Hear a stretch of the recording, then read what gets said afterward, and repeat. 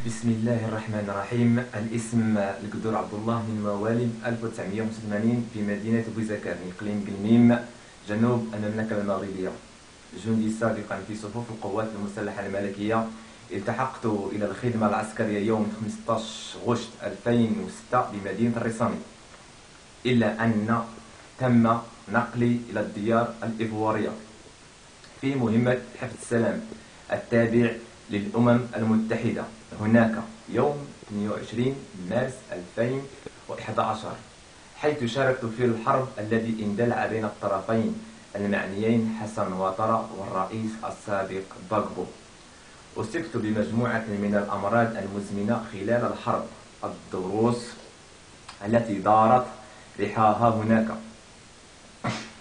وظللت أتنقل بين المستشفيات نتيجة تداعيات الحرب علي، كما تؤكد ذلك جميع الفحوصات الطبية التي خضعت لها أني أعاني حالة مرضية بسبب الحرب، وقد كانت النتيجة تسريحي من الخدمة العسكرية وترحيلي بعد ذلك إلى المغرب، حيث سأعيش هناك فصلا ثانيا من مرارة الحياة جراء ما خلفته علي الحرب الإيفوارية من أزمة مرضية نفسية وعصبية، بل وعدم تعويضي وصرف معاشي المرضي بعد أن تم وعدي بذلك من قبل البعثة الأمم المتحدة لحفظ السلام. وقد تم تصريحي وحذفي من أسلاك الجندية بعد مثولي أمام اللجنة الإصلاح، والتي حددت بنسبة العجز 30% غير مؤدي عنها،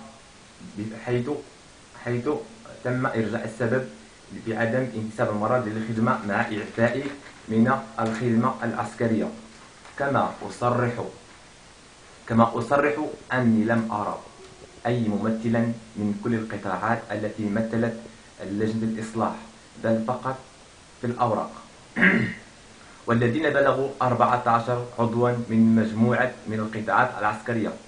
أؤكد أني لم أجد سوى الطبيب المعالج يوم تم استدعائي من طرف مسؤولين لمثول أمام هذه اللجنة، كما أني أحمل كل المسؤولية فيما ألته وضعيتي الصحية والاجتماعية للجنة الإصلاح، وأتهمها بمسؤوليتها الكبيرة في تهميشي وضياعي في حقوقي كاملة اتجاه القوات المسلحة الملكية.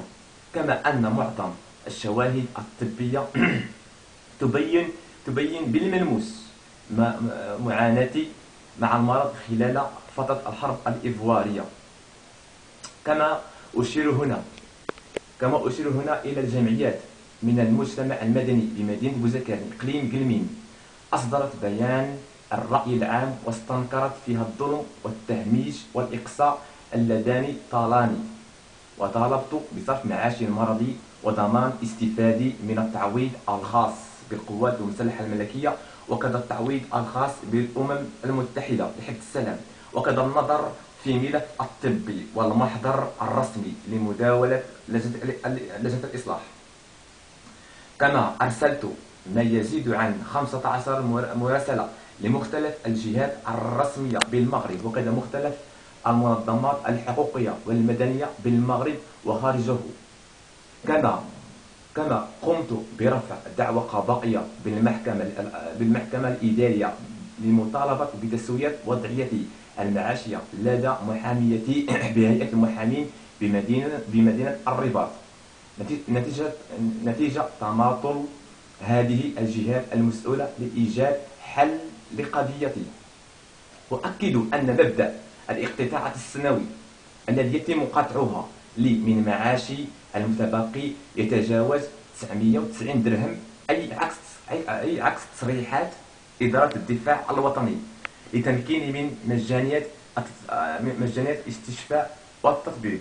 ومن جملة مطالبي أستخلص تعويض الخاص بالقوات المسلحة الملكية، وكذا الخاص بالأمم المتحدة، والزيادة في نسبة العجز التي حددت ب 30%.